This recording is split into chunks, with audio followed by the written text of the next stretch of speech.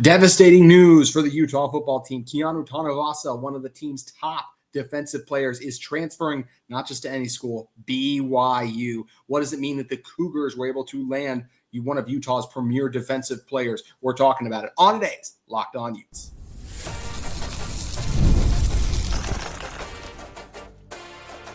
You are Locked On Utes, your daily podcast on the Utah Utes. Part of the Locked On Podcast Network, your team every day. Hello, everyone, and thank you for making Locked On Utes your first view and listen of the day. We are part of the Locked On Podcast Network, your team every day. If it's your first time tuning into our show, make sure you like and subscribe. Love following along with all of you in the comments on YouTube, and we are available on YouTube or wherever you get your podcast. You can also follow us on social media at Locked On Utes. My name is JT Wistrcill, former intern inside the University of Utah Athletic Department. Excited to be joined by Utah Rivials writer Matt Patton. And Matt, this is tough. I mean, it's a gut punch. One of the top players on Utah's roster not just chose to enter the portal, but then go to BYU, Utah's rival. We'll talk about how we got here, what all happened, everything. But just first reaction, I mean, it just hurts, and it just is it's a very concerning sign too of what it means, bigger picture. The fact that BYU got one of Utah's top players, Matt. So yeah, I'm still hurting. It's tough.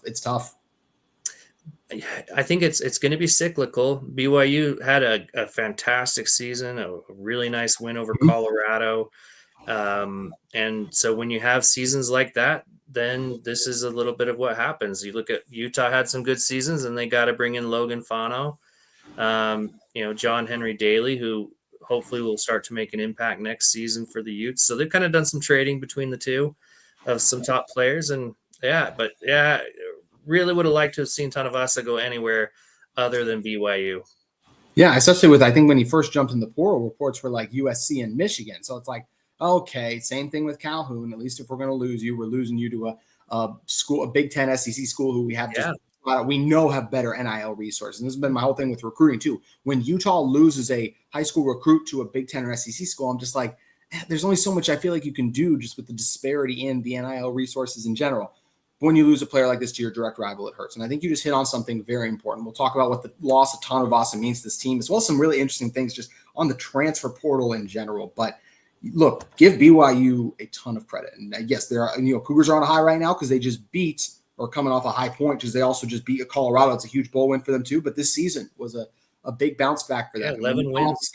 And when you come back off of seasons like this, as you directly referenced with recruits in the past, you reap the benefits. Utah in that 23 recruiting class, I believe it was, maybe 22, but I think it was 23, when they landed, spent like just all the top in-state recruits they were able to land, like Hunter Clegg, decommits from Stanford. He chooses Utah. Those are direct. Tassilia Kana is a guy too. Like, he just chose BYU recently. Like, that's a guy. BYU wasn't on his radar when he went to Texas, and now he feels like BYU is a strong enough program. If you look at Clegg's quote in the KSLSports.com article written by Steve Bartle, he directly talks about how improved BYU's like sports performance, like all the little things are. So BYU's improvements have also put them in a position where they can land players like this. We have to talk about the NIL standpoint in a moment, but this is also just it's what happened right now. BYU is I do believe they have right now, people look at them as a better program in the state because they're coming off.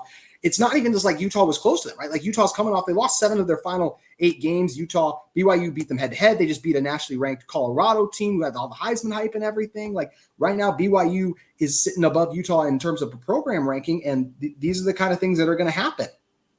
It's a direct reflection of that. And for Utah fans, you kind of have to just accept it for the moment, because even throughout the season for Utah, Whittingham didn't have the answer for what was causing these issues, and things really did fall apart for Utah. And of course, you can look at it and say, a lot of it is about Cam Rising, about not having that quarterback, because a lot of games were close. And you know what? BYU was in this exact same situation a year ago. They lost several close games, and then they turned it around the next season. They won 11. So it's not something that, I've seen a lot of people just say, wow, this program is in complete shambles. No, it's not. Utah had 2 down years, really 1 big down year, and things can turn around quickly.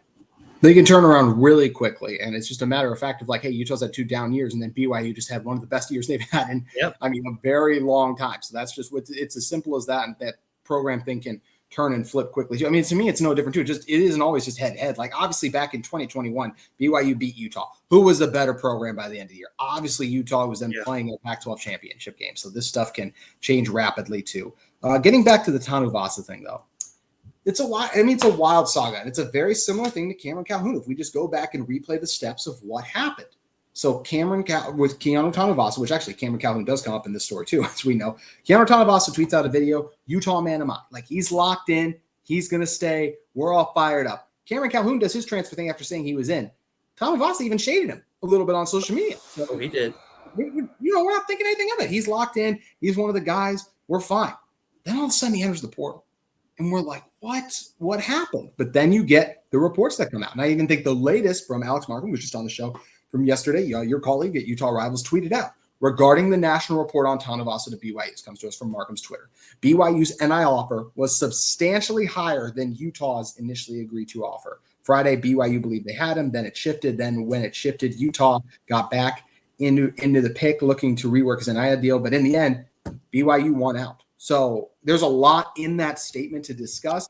Also starts with this. And I talked about in my show yesterday. Like I do believe it seems pretty clear that NIL offers were what lured Tanuvasa away from Utah. So I talked about, I think BYU tampered in here a little bit. And then BYU fans get mad. Hey, BYU fans, everyone in college football is currently tampering right now. So it's not like you're doing something that no one else is doing.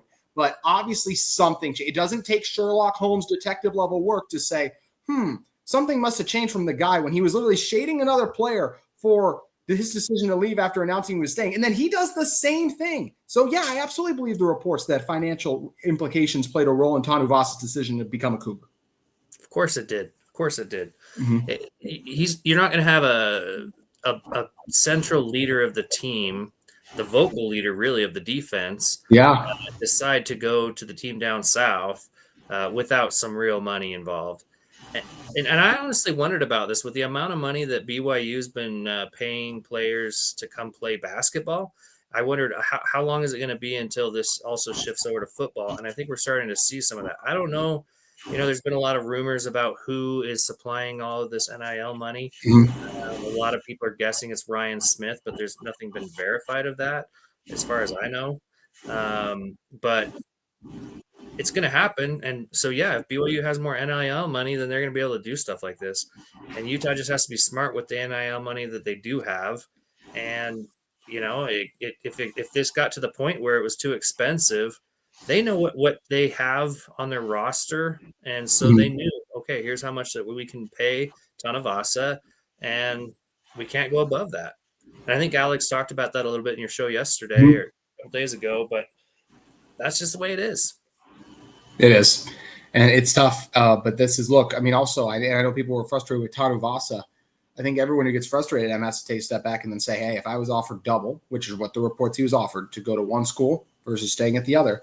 And yes, there's a chance the NFL and the money and all things of that sort. But double the money is what you can have right now. And so many things, injuries and everything can happen in the future. So I do not fault Tanuvasa for going and taking the deal. I don't like the system that's in place or just the lack of guidelines that are in place that allows a school to come in and then say, hey, we'll give you this much if you come into the portal. And was it the school? Was it the agents? That's where the tampering, we've heard different things being reported out there. But either way, it's just, it can be messy. But Tanuvasa is a Cougar. I want to talk about what his loss means, continue to talk about the NIL ramifications, and an underrated loss about Tanuvasa that isn't really being discussed that I've seen so far. We're going to be talking about that and the transfer portal further in one moment.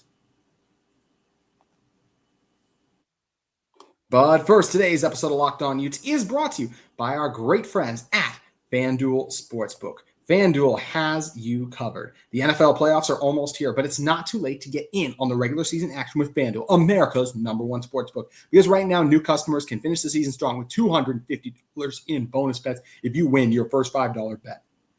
FanDuel has so many ways for you to pick up a W. I mean, I love betting on which players will score a touchdown, how many points each team will score. It's thrilling. I mean, you can do the touchdown, you can do each team. There's so many things you can have.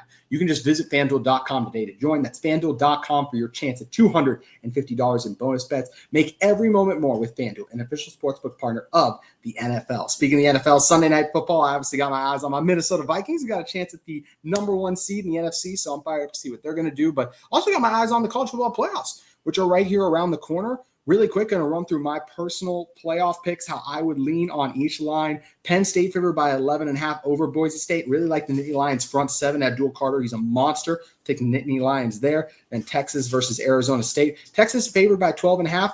Texas wins closer. I'm taking the Sun Devils to cover there. Ohio State, Oregon. This is going to be a great game. Buckeyes actually favored by 2.5. I'm taking them to win. I like Ohio State in that one too. Notre Dame, Georgia, incredibly tight. Georgia actually still the favorite. I'm rolling with the Irish. The loss of Carson Beck is too much for me. Really like what I saw from Notre Dame in the playoff game, as well as the way Riley Leonard is playing right now. However you are leaning, head over to FanDuel Sportsbook today. All right, Matt, keeping this one rolling, talking about the loss of Tanuvasa. I want to get to what his loss means for Utah's roster, but just getting back to the NIL thing. I mean, this just does speak to a bigger issue, and we touched on it a little bit, but the fact that BYU, they've done it on the hardwood, as you mentioned. With Carson Ryan, they were able to lure him away. But this is a different level. Tanuvasa was a Ute, and he was in the port. He was with Utah for so long, and then he gets lured away late. The fact that your rival in your conference, other players Utah's lost to, like, oh, we're losing recruits and so-and-so to USC and Texas A&M, like last offseason. Like, that's good. SEC Big Ten. This is a big gap. When your rival can offer this much money, it's tough. And I think for Utah now, it becomes you have to continue to make sure the relationships are good. Obviously, the reason Utah has been able to keep Spencer Fondo is, and Alex mentioned this on my show yesterday, Fondo had really high NIL offers, and he chose to stay. So, Logan and Spencer, I assume. Obviously, Spencer being the key one with what a fantastic right tackle he was last season. But you have to continue to prioritize those relationships. Development has to be a thing. I got to believe that's part of the reason they kept Smith Snowden around, right, is the fact that you have a Sharif Shaw who's done a great job putting DBs into the NFL. BYU right now is offering better NIL deals. Their collective seems to be better than Utah's. That's really concerning. So it means you have to go back to what built Utah into a prominent program. You got to be better at developing, but then even more than that, got to do everything you can to maintain these relationships, because it is scary that your rival can now offer better NIL compensation than you can. Yeah, you got to do everything better. Mm-hmm. You see that honestly with baseball. I'm going to bring baseball into this, but because baseball doesn't have a salary cap. Yeah. So you look at teams. One of my favorite teams is the Cleveland Guardians, and look, they were able to make it, to the ALCS with I don't remember what their budget was, but it's significantly lower than the Yankees. And it's because they had to do all those things that you were just talking about. They've got to develop their players. They've got to know who to spend the money on. And that's just reality, but they can still compete. And so that's what Utah is kind of facing right now. They're still way above other teams, like New Mexico, UNLV, who they're kind of pulling players from, Washington State. But they need to go to the next level financially. And if they can't, then they have to get even better. And I think that they've kind of they've done that by bringing in the coaching staff that they have, especially on the offense. Yeah. It's something that when it's not a fair game in terms of like, hey, we're just like, we've recruited you, developed you, like we've won more games. Like that's not what it's about anymore. And yes, BYU obviously just won more games, but it's also about the NIL and how much you can offer. You have to be better at even the other things to keep your top talent. So speaking of Tanuvasa, how big of a loss is this for Utah? I think it's a massive loss. I think this is the biggest loss that Utah suffered so far to me, because even when Cameron Calhoun left, I'm like, okay, you have Elijah Davis, you have Smith Snowden, and even you have Kenan Johnson coming back from injury. Do I love that? Like they might really rely on Johnson coming off that injury. It scares me a little bit. But they've added talent in the transfer portal too to shore up the defensive back room, which excites me. Utah's not added a single defensive tackle yet. And yes, I know a lot of you I can already hear right now, well, Utah just has a history of recruiting and developing good defensive tackles. That's fair. I mean, Matt, can you remember the last time Utah lost 3 key guys like this in one offseason? Samote Pepa out, Junior Tafuna out, and now Tanuvasa out. I mean, you got Vaimahi, we think, coming back, but losing your top 3 guys in terms of minutes played because of how much time Vaimahi missed, even though I think he was above Pepa. But even like top Samote Pepa from 2022, that's just a higher level than Vahi's ever played to me. Vahi's been a really good player. Tanuvasa was a game wrecker at times. I haven't seen that from Vaimahi yet. We'll talk about more of these other guys that could step up. I have a hard time seeing anyone in Utah's defensive tackle room being as good as I project Keanu Tanavasa to be this coming season. Well, and here's the thing that concerns me even more to that point is what has made this defensive line so good is their ability to have that rotation going. Vaimahi, even some of their other guys, they've got experience already because they've rotated guys. They've had them in the rotation. They especially use that with substitution rules, right? But Yes, I love that. they do that constantly. They're rotating guys so that by the fourth quarter, their D line is not worn out. Right now, I don't see them being able to do that. However, I did post today on Twitter the transfer portal guys that Utah got after January 1st, and it was actually quite a few players and quite a few good players. So that's kind of the thing I would say to that is just, we don't want to panic over, you don't want to say, well, okay, they haven't got the guys yet and the transfer portal closed. Well, yeah, the transfer portal closed for players to be able to come in, but they can still sign a lot of guys. And it's not a very deep position in the transfer portal, defensive tackle, but I've heard of several really good names that Utah's been talking with, but they're trying to keep quiet because of the competition that they're facing. Yeah, they're facing some steep competition. We realize that now, and that encourages me that, like what you talked about, the fact that Utah's talking defensive tackles, because I can't remember the last transfer defensive tackle Utah added, unless I'm missing someone glaringly obvious. But in the past, like last year at this time on the show, we talked about, like, I think it'd be good if Utah had an interior offensive lineman. They chose not to do that. They lost Coley. Their offensive line they should have added a transfer offensive lineman. Their interior of their offensive line was one of the weaknesses of the offense, and that's something they chose not to address, and it ended up biting them throughout the season, I thought. So that was where it was a big miss and a loss there. And as for the guys, like we talked about, the depth, right now I see 3 guys that I have confidence in playing for Utah football, assuming they're all back. As far as me and Matt were talking before the show, as far as we can tell they're back, this stuff is always hard and confusing because they don't actually announce what's going on with these dudes. Vaimahi is the best defensive tackle coming back with experience. He's always been a really solid player. He will be a fine starter when he comes in the game. It's nothing against Vaimahi. He's just not Junior Tafuna and Keanu Tanuvasa. Like that's just what it is. That's where it hurts there.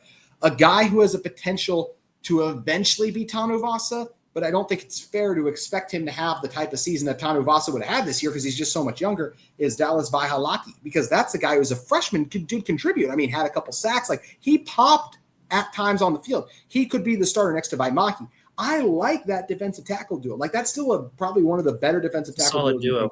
Neither one of those guys are game wreckers to me right now. Can they prove that me wrong and pop up and be that? Sure, but they haven't done yet. And yeah, David Focher didn't play a lot this year. Was that injuries? Was there others? We never know. He's solid whenever he's been in there. Once again, just not a game wrecker. So could there be another under the radar guy who will step up? Yes, but like we talked about, Matt, it's just that's where it's such a big blow because Junior Tafuna is not coming back. Samote Pepa's not coming back. The list goes on at D tackle, and you're worse for wear when you lose that much production at a key spot.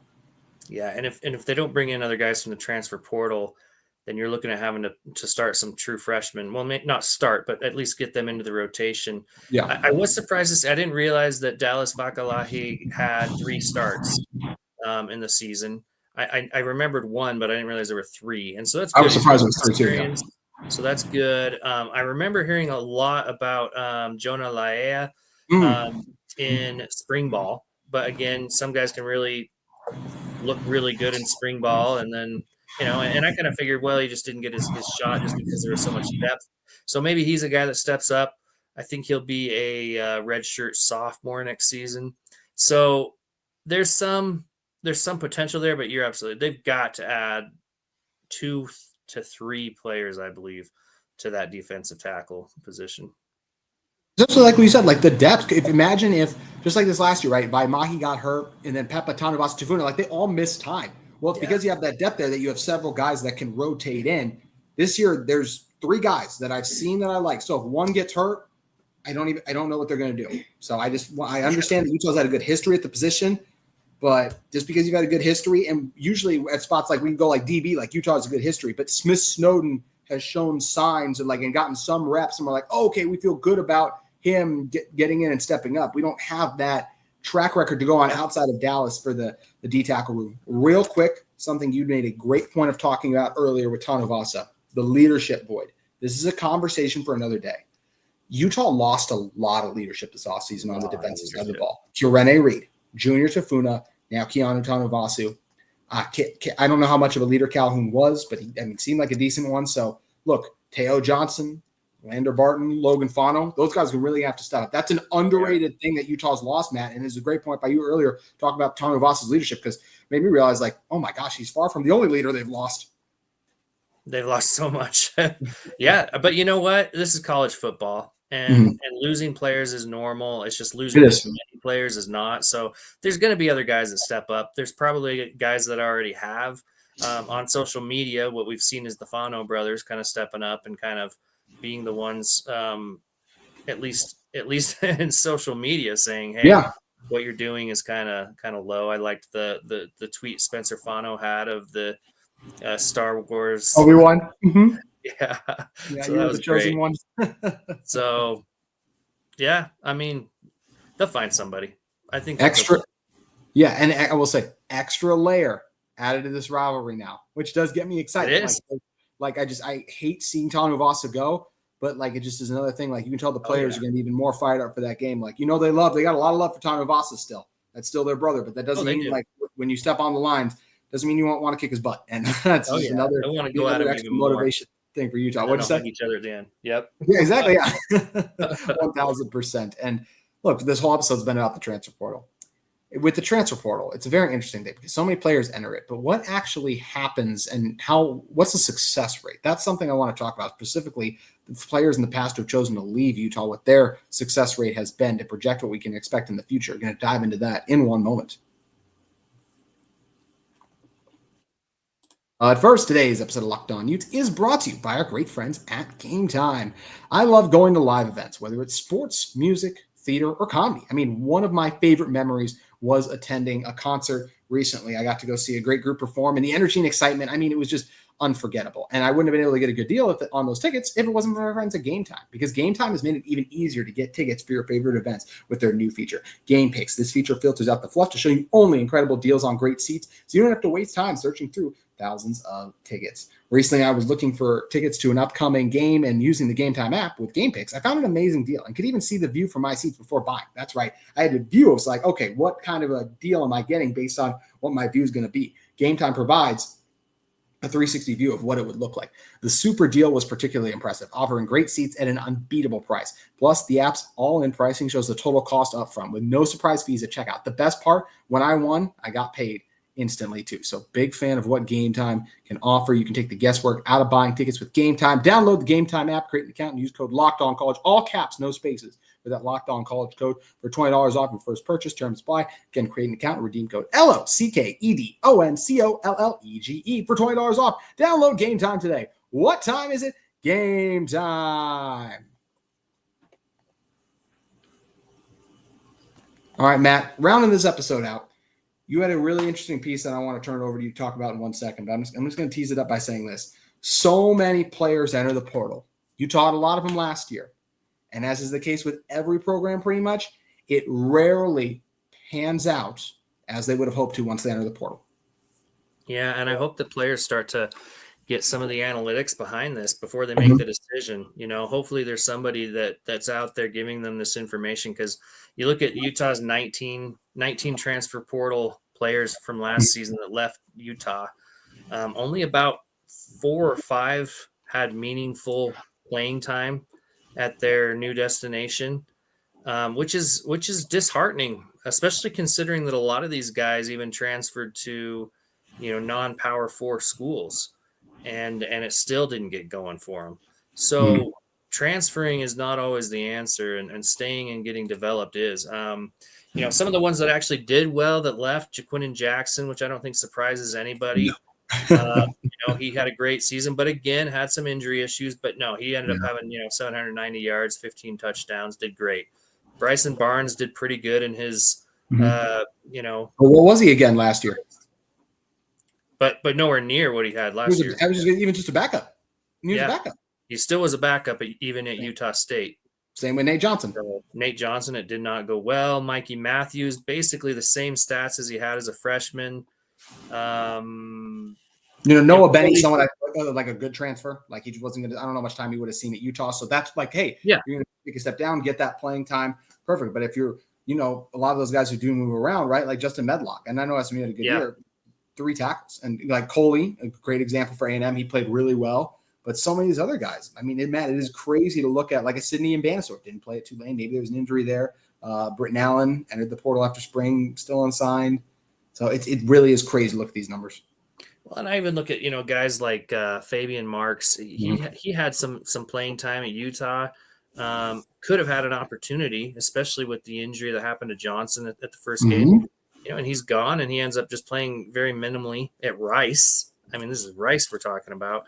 It's just really unfortunate. I think a lot of these guys, it would have paid off. Chase Kennedy's one of the guys. He went to Arizona, and I think it probably was a better situation for him. Solid, yeah. All the depth at the end. He did even well. him, though. I mean, he might have played a lot, right? I mean, so really, I mean, I think of the 19 guys that left, we're looking at 1 to 2, maybe Owen Chambliss at San Diego State. Maybe 1 or 2 ended up having better stats than they would have had they stayed at Utah. And I think a lot of these guys would have done a lot better being in a program that they've already been a part of. And so, yeah, it is really interesting. It's it has not been beneficial. Yeah, for most guys. Yeah, the grass is not always greener on the other side. So often everyone just thinks it's going to be, but it actually isn't. And you know what? I understand why a lot of these guys wanted to transfer to find playing time and earn their role. But we've also seen a guy like Terrell Burgess is a great example. He stayed at Utah all 4 years. And by the time his final season rolled around, he worked out a role for himself, and he even got an opportunity in the NFL. He got a Super Bowl ring, too. I think he's bounced around right now a little bit. But you see a lot of these guys hey, sometimes you transfer, it works out. We mentioned Jaquindon Jackson, some of the guys, too, like who stepped down, and then, hey, they're able to blow up and have that success. But a lot of these guys, if you just think like, man, I'm going to transfer and it's all going to work, just look at the history. It doesn't always work out that way. And it's going to be fascinating to do that with next year. I mean, Mikey Matthews is one of the most surprising ones in credit. I mean, good for him. He's now at UCLA, but like it is literally like the same numbers he had. It is. And he was obviously, I don't know everything that happens behind the scenes, but considering how much playing time he had as a freshman, you got to think he would have had a lot of reps this year, especially with all the injuries that happened. It's really unfortunate. He'd easily have been this team's third best receiver, if not him and Monty Parks, like right there. Yeah. And I appreciate what Micah Pittman tried to do for this team, but he's just I think he's a better player than Micah Pittman. So that he would have contributed. I would love to see somebody put together the numbers for the entire transfer portal and how many players had better stats the following season compared to their previous season. And I bet you it's not good. I would guess 25% it works out for the good and 75%. I mean, Utah even had a couple guys that didn't even get signed. They're out of football. They're not even playing. They're putting out videos hoping that some school will take them. That's even worse.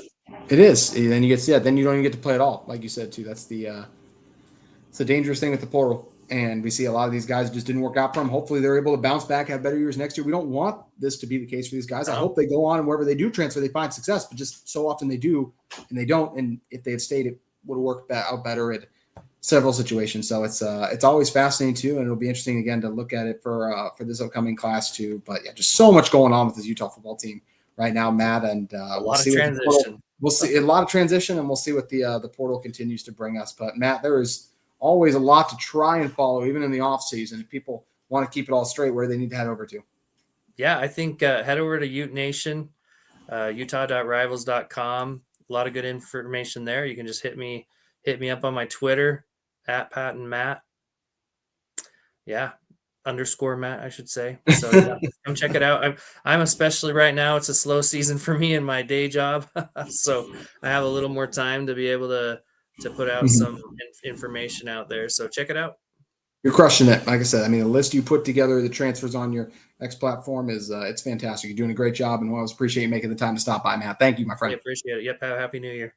You as well. That's right. The final episode of 2024 of This is Locked On Utes. We appreciate all of you for joining us every single day you did for our everydayers, and we cannot wait to bring you more content in 2025. Matt, thanks again for stopping by.